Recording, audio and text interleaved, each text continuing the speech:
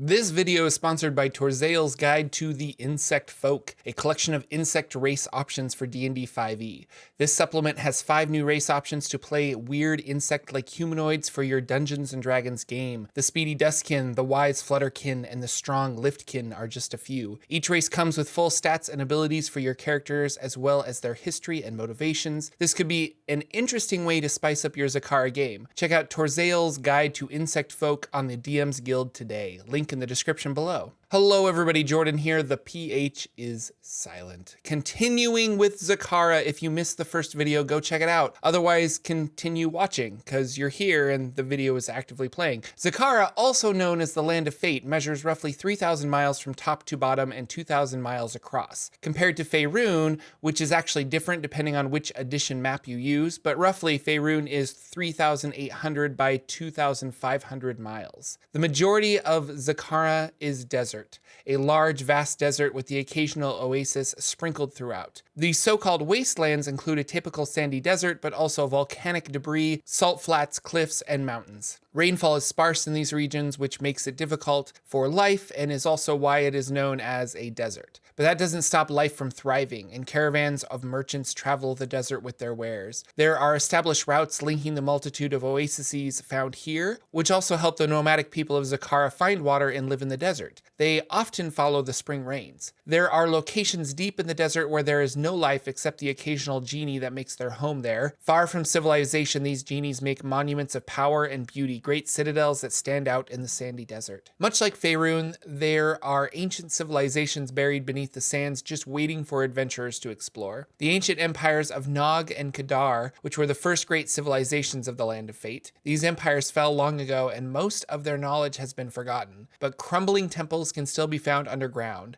some still guarded by magical wards and creatures. Nog was a jungle kingdom of giants that existed south of the World Pillar Mountains. Kadar is the older of the two kingdoms, founded over 1,000 years ago by geomancers, a group of terrible sorcerer priests who controlled the entire river valley. These geomancers could predict the future, create towering monoliths, and use the earth to create earthquakes, destroying other kingdoms. Today, the only thing left are their geoglyphs, which can be found on ancient runes lost to Zakhara. History says there were 9 of these sorcerer priests using their elemental and divine magic for control and destruction. Known as the Nine Council, one group called the Lions of Yesterday rose up and destroyed 8 of the wizard priests, but the 9th geomancer, known as Tisan, withdrew to his secret stronghold and vanished from sight. It was many years later that the Lions discovered his whereabouts, but those who entered and confronted Tisan died a slow and horrible death. Not able to directly assault and destroy him, a talisman was created to seal the entrance to his fortress. Calling upon the power of fate, this priest, Imam Suhail,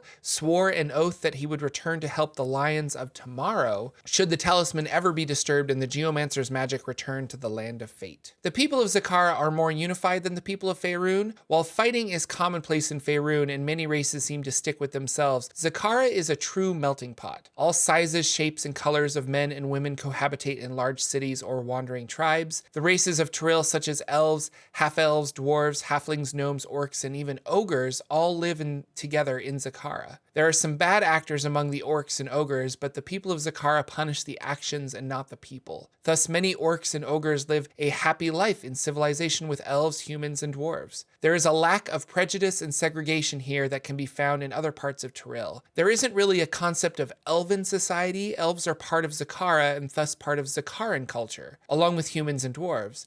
And many of these races don't consider themselves a separate nation or people, they are just Zakharans. It is their lifestyle that tends to separate Zakharans. There are 2 large defined groups in the Land of Fate. The Nomads, known as the Al-Badira, who live in more hostile locations in Zakhara. These nomadic tribes search the land for their necessities of water and food, not only for them but for their livestock. These people live humble lives with little to no amenities, though the Nomads consider themselves to be the richest of all Zakharans. They value most of all their independence, their freedom within the Land of Fate. They can go anywhere and do most anything. This is their way of life. The other side of the coin is the Al-Hadar, who have a stationary lifestyle. These are the merchants, craftsmen, artisans of Zakhara. For the most part, the Al-Hadar are poor, with only a few belonging to the upper class. They make homes out of mud, brick, or thatch and live around an oasis or single well. There are the large cities of Zakhara, which are usually next to rivers and oceans. Even the poorest villager believes himself to be more cultured than the Nomads. Funny enough, each group views the other with pity. The Al-Hadar worship in fancy mosques with educated priests to guide them, while the Al-Badira worship in the open sky, which makes them feel closer to their deities. Despite their differences, the two groups live in peace with one another. A person's ability and strength of character outweigh any other distinction. The major cities in Zakhara are Hazuz, the city of delights, Hiyal, city of intrigue, Quadra, city of power. Other notable areas are the Pantheist League, a collection of city-states bordering the Golden Gulf and the Crowded Sea, the High Desert and the Haunted Lands, which are the two great deserts of Zakhara. Finally, Afya'ul,